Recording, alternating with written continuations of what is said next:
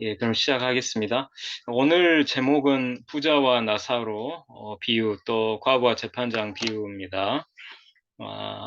그 희년 정신을 실천하지 않는 사람에 대한 경고, 부자와 나사로 비유. 그래서 제가 이제 성경을 읽겠습니다. 한 부자가 있어 자색 옷과 고운 베옷을 입고 날마다 호화롭게 즐기더라. 그런데 나사로라 이름하는 한 거지가 헌데투성이로 부자의 대문 앞에 버려진 채 그 부자의 상에서 떨어지는 것으로 배불리려 하며 심지어 개들이 와서 그 헌대를 핥더라. 이에 그 거지가 죽어 천사들에게 받들려 아브라함의 품에 들어가고 부자도 죽어 장사되매 그가 음부에서 고통 중에 눈을 들어 멀리 아브라함과 그의 품에 있는 나사로를 보고 불러 이르되 아버지 아브라함이여 나를 긍휼히 여기사 나사로를 보내어 그 손가락 끝에 물을 찍어 내 혀를 서늘하게 하소서. 내가 이 불꽃 가운데서 괴로워하나이다. 아브라함이 이르되 예 너는 살았을 때 좋은 것을 받았고 어, 나사로는 고난을 받았으니 이것을 기억하라. 이제 그는 여기서 위로를 받고 너는 괴로움을 받느니라. 그뿐 아니라 너희와 우리 사이에 큰 구렁텅이가 놓여 있어 여기서 너희에게 건너가고자 하되 갈 수 없고 거기서 우리에게 건너올 수도 없게 하였느니라. 이르되 그러면 아버지여 구하노니 나사로를 내 아버지의 집에 보내소서. 내 형제 다섯이 있으니 그들에게 증언하게 하여 그들로 이 고통받는 곳에 오지 않게 하소서. 아브라함이 이르되 그들에게 모세와 선지자들이 있으니 그들에게 들을지니라. 이르되 그렇지 아니하니이다. 아버지 아브라함이여 만일 죽은 자에게서 그들에게 가는 자가 있으면 회개하리이다. 이르되 모세와 선지자들에게 듣지 아니하면 비록 죽은 자 가운데서 살아나는 자가 있을지라도 권함을 받지 아니하리라 하였다 하시니라. 이 부자와 나사로 이야기는 예수님이 바리새인들에게 하신 말씀의 연장선상에 있습니다. 바리새인들은 돈을 좋아하는 자들이었고 사람 앞에서 스스로 옳다 하는 자들이었습니다. 율법 준수를 강조하면서도 실상은 장로들의 전통으로 하나님의 율법을 폐기하고 율법을 준수하지 않는 그 바리새인들에게 예수님은 율법이 하나님의 나라에서 여전히 중요하다고 강조하십니다. 율법의 한 획이 떨어짐보다 천지가 없어짐이 쉬우리라. 이렇게 말씀하셨죠. 특히 이 말씀은 재물에 대한 가르침의 문맥에서 신형경제법처럼 가난한 자들을 위한 율법에 담긴 하나님의 뜻에 순종해야 한다는 의미를 내포하고 있죠. 참고로 레위기 25장의 신형경제법은 가난한 자들을 위한 단계적이고 총체적인 보호법입니다.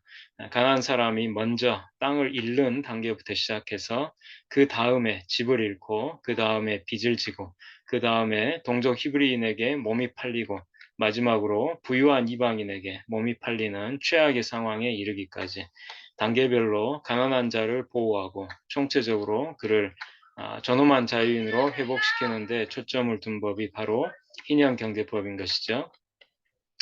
이어지는 이제 부자와 나사로 이야기의 결론에서 모세와 선지자들에게 듣지 아니하면 비록 죽은 자 가운데서 살아나는 자가 있을지라도 권함을 받지 아니하리라. 이 말씀 역시 그러니까 모세와 선지자들이 가르친 희년 경제법과 같은 가장 기본적인 말씀조차 듣지 않으면 어떻게 그보다 훨씬 더 높은 수준으로 가르치신 예수님, 그러니까 죽은 자 가운데서 살아나는 자, 예수님의 말씀을 듣겠느냐는 뜻이므로, 그러니까 예수님의 가르침은 모세와 선지자들의 가르침을 폐기하는 것이 아니라 계승하고 오히려 더 높은 수준으로 철저화한 것이라는 사실을 나타냅니다. 또한 이 말씀은 모세와 선지자들의 신형 경제법을 경시하는 자는 그가 설령 예수님이 부활하셨다고 믿는 자라 하더라도 예수님의 희년 정신 실천 계명을 경시할 것이라는 뜻을 담고 있습니다. 다시 말해서 구약의 희년 경제법을 경시하는 자는 신약의 희년 정신 실천 계명 역시 경시할 것입니다. 오늘날 많은 신학자와 목회자와 신자들이 이런 오류를 범하고 있습니다. 그들은 구약의 희년 경제법을 경시하고 있습니다. 그래서 그들은 신약에서 예수님이 말씀하신 희년 정신 실천 계명을 새로 알게 되어도 이를 경시할 것입니다. 그런데 이런 태도는 이 본문에서 하나님의 심판을 받아 음부의 불꽃 가운데 고통당하는 부자가 자신과 동일한 심판을 받게 될 것으로 본 자기 형제들의 태도와 동일한 것이죠. 아브라함이 이르되 그들에게 모세와 선지자들이 있으니 그들에게 들을지니라. 이르되 그렇지 아니하니이다. 듣지 않는다는 것이죠. 그 부자의 형제들은. 이는 신형경제법을 비롯한 구약의 가르침이 얼마나 중요한지를 나타냅니다. 우리는 구약의 신형경제법을 중시해야 합니다. 그래야만 신약의 신현정신 실천계명 역시 중시할 수 있습니다. 우리는 이 두 가지 모두를 중시해야 하는데 구약의 신형경제법으로부터 출발해서 신약의 신현정신 실천계명에 이르기까지 이 모두를 중시해야 하는 것입니다. 신형경제법은 구약 이스라엘 같은 죄인들에게 실행하라고 주신 법입니다. 신형경제법에 대해 너무 이상적이어서 실행할 수 없는 법으로 간주하는 사람들이 있는데 실상 이 신형경제법은 죄인들도 실행할 수 있기 때문에 죄인들에게 주신 가장 기본적인 법이란 사실을 간과하면 안 됩니다. 부자와 나사로 이야기는 먼저 신형경제법이 무너진 반신현 세상의 참상을 폭로합니다. 이어서 그런 세상에서 향락을 누려온 반희년의 부유한 권력자들에게 장차 내세에 준엄한 심판이 있을 것임을 경고하고 있습니다. 마지막으로 모세와 선지자들에게 들으라고 강조하는데 이것은 신형 경제법과 같이 가난한 자들을 위한 하나님의 법을 실행하라는 의미죠. 따라서 이 이야기는 반희년의 부유한 권력자들에게 이 세상에서 신형 경제법을 실행하라고 촉구하는 말씀인 것입니다. 이 이야기에 등장하는 부자는 자색 옷을 입었어요. 그런데 그 당시에 자색 옷은 초고가의 왕복이었습니다. 왕복. 따라서 이 부자는 왕과 같은 사람이라고 할 수 있습니다. 그리고 그의 집에는 대문, 큰 문이 있습니다. 이것은 그의 집이 대저택이라는 사실을 나타냅니다. 예컨대 이 부자는 대저택에 살고 있는 왕과 같은 사람입니다. 그런데 이것은 그가 대지주라는 사실을 함의하죠. 왜냐하면 당시 갈릴리의 분봉왕인 헤롯과 그 왕족들은 갈릴리의 최대 지주들이었기 때문입니다. 그런데 왕처럼 대지주인 이 부자의 반대편에 그 이름이 나사로인 한 거지가 있습니다. 그는 헌데투성이 몸으로 부자의 대문 앞에 버려진 채 그 부자의 상에서 떨어지는 것으로 배불리려 합니다.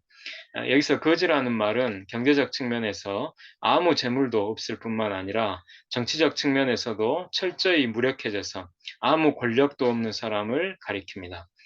이는 반대편의 부자가 경제적 측면에서 대토지와 대저택과 막대한 재물을 갖고 있을 뿐만 아니라 정치적 측면에서도 왕과 같은 막강한 권력을 갖고 있는 사람을 가리키는 것과 대조적이죠. 성경 본문의 텍스트에서도 또한 현실 세계의 콘텍스트, 역사와 사회에서도 한 사람의 경제력은 그 사람의 정치 권력과 서로 밀접한 관련을 갖게 마련인 것입니다. 한편에는 왕처럼 막강한 권력을 갖고 있을 뿐만 아니라 대토지와 대저택을 소유한 부자가 날마다 호화롭게 즐기며 살고 있고 다른 한편에는 어떤 권력도 없고 어떤 재물도 없이 병든 거지 나사로가 누워 있습니다.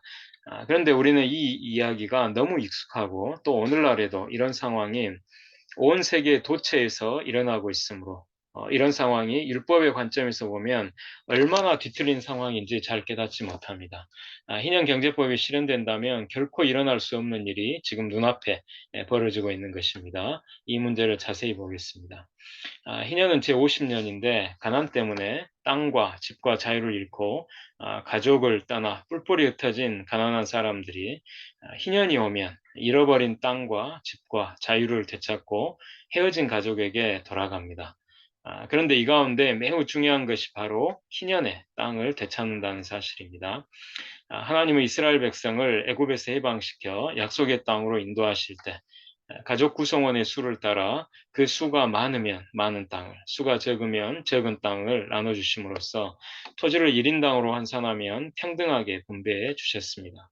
그리고 이 땅을 그 가족이 자손 대대로 물려주게 하셨어요. 가나안 사람들의 가족이 희년에 되찾는 땅은 바로 이 땅인 것입니다. 따라서 희년에 가난한 사람이 땅을 되찾는다는 것은 곧 50년마다 모든 사람이 토지 평등권을 회복한다는 것입니다.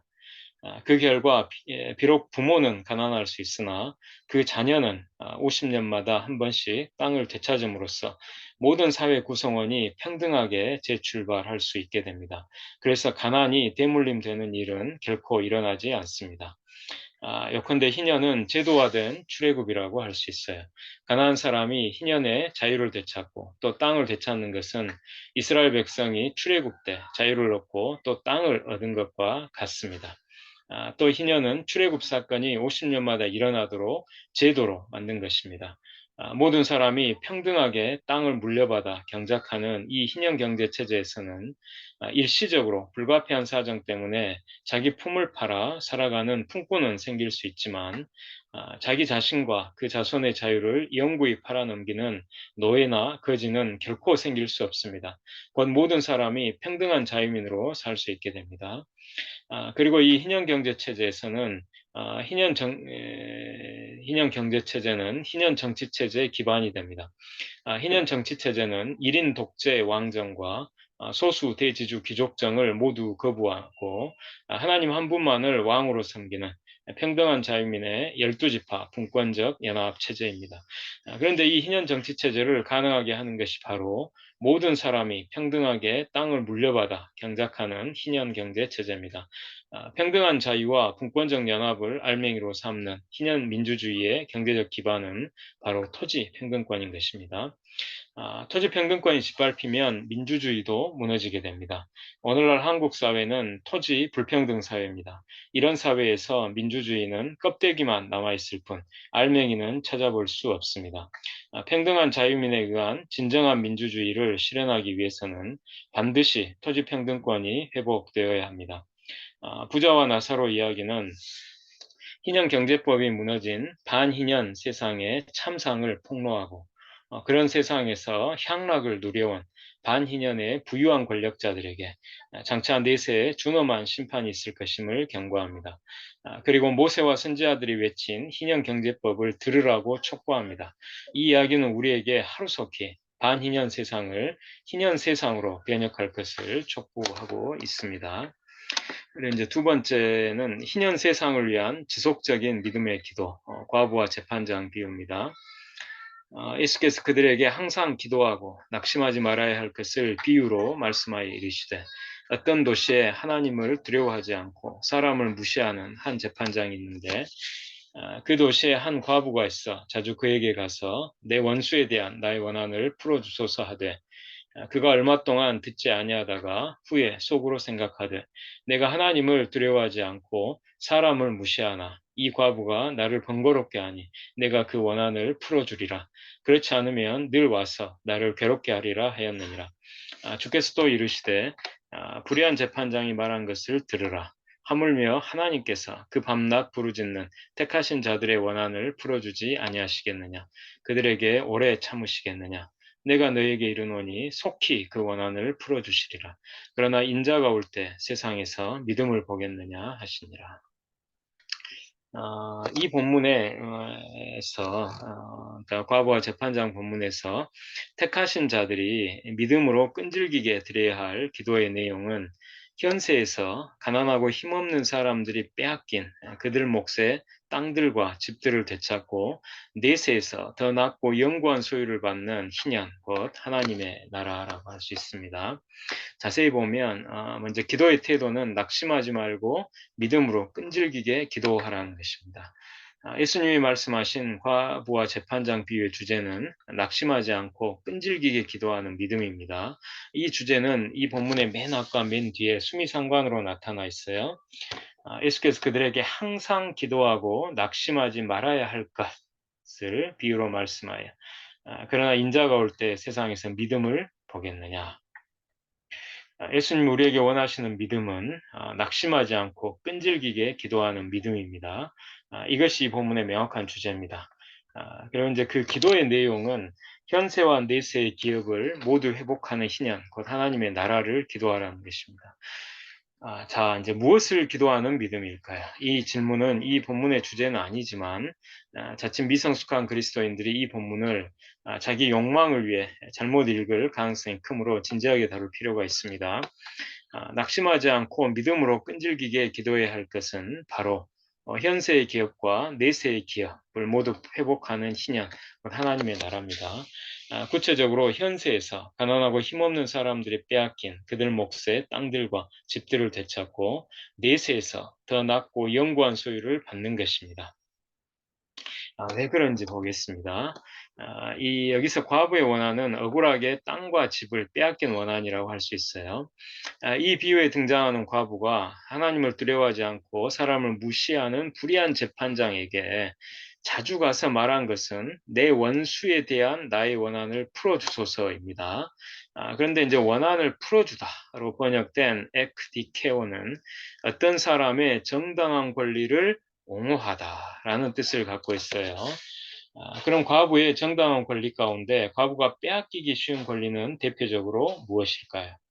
바로 땅이나 집에 대한 권리입니다. 먼저 당시에 과부들이 집에 대한 권리를 빼앗겼다는 사실은 누가복음에서 확인할 수 있습니다. 서기관들이 과부들의 집을 삼킨 것이죠. 동일한 누가복음 20장에 긴 옷을 입고 다니는 것을 원하며 시장에서 문안받는 것과 회당의 높은 자리와 잔치의 윗자리를 좋아하는 서기관들을 삼가라. 그들은 과부의 가산을 삼키며 외식으로 길게 기도하니 그들이 더 엄중한 심판을 받으리라 하시니라. 여기서 이제 당대 서기관들이 과부들에게서 빼앗아 삼킨 이 가산, 가산의 대표적인 것은 바로 땅과 집입니다. 과부들이 자신들의 땅과 집을 억울하게 빼앗긴 것입니다. 요컨대 과부와 재판장 비유에서 내 원수에 대한 나의 원한을 풀어주소서라는 과부의 끈질긴 소송은 반희년 세상에서 악한 권력자에게 빼앗긴 땅과 집을 되찾아 달라는 요구라고 추론할 수 있습니다.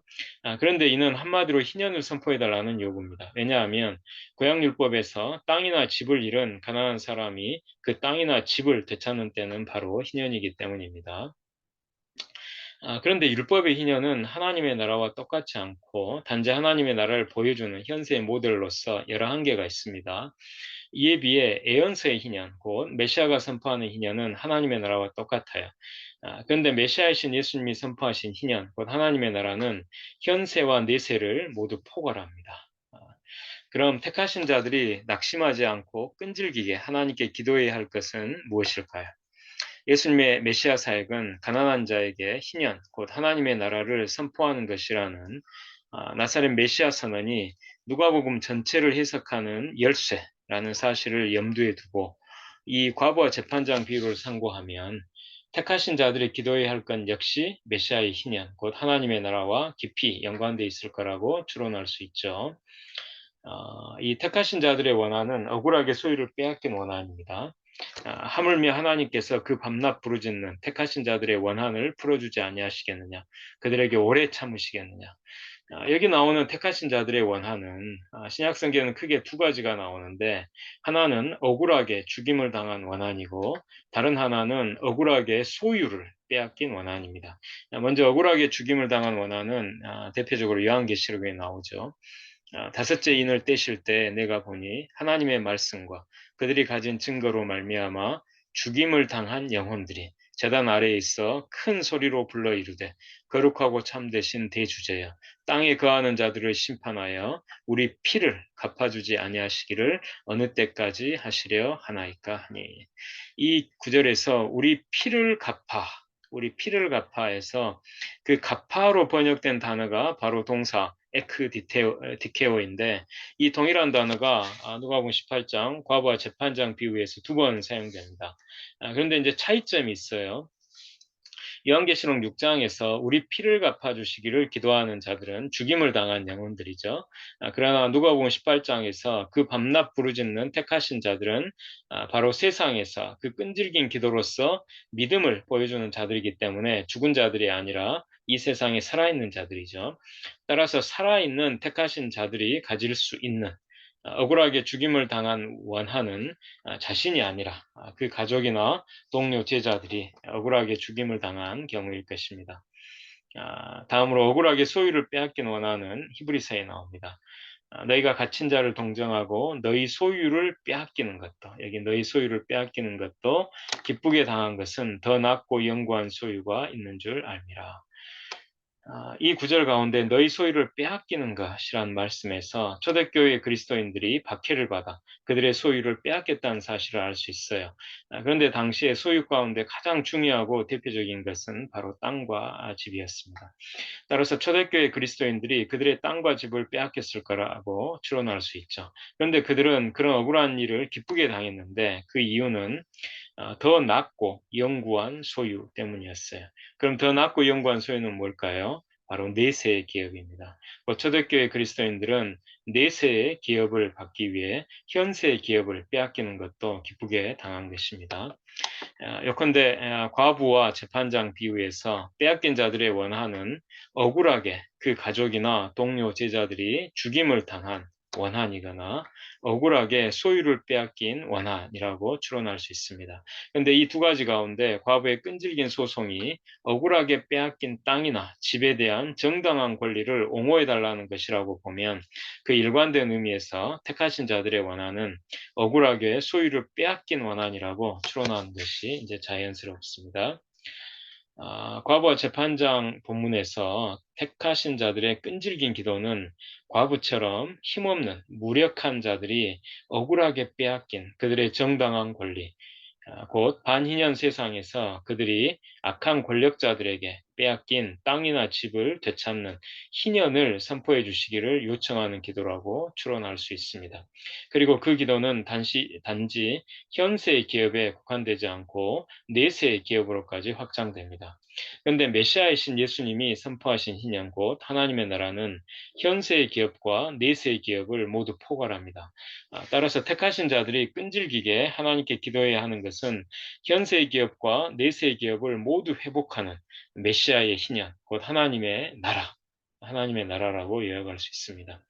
예컨대 택하신 자들이 믿음으로 끈질기게 드려야 할 기도는 현세에서 과부처럼 가난하고 힘없는 사람들이 빼앗긴 그들 몫의 땅들과 집들을 되찾고 내세에서 택하신 자들이 더 낮고 영구한 소유를 받는 메시아의 희년, 곧 하나님의 나라인 것입니다. 자, 이것으로 이제 오늘 강의를 마치고요. 공유 중지를 하겠습니다.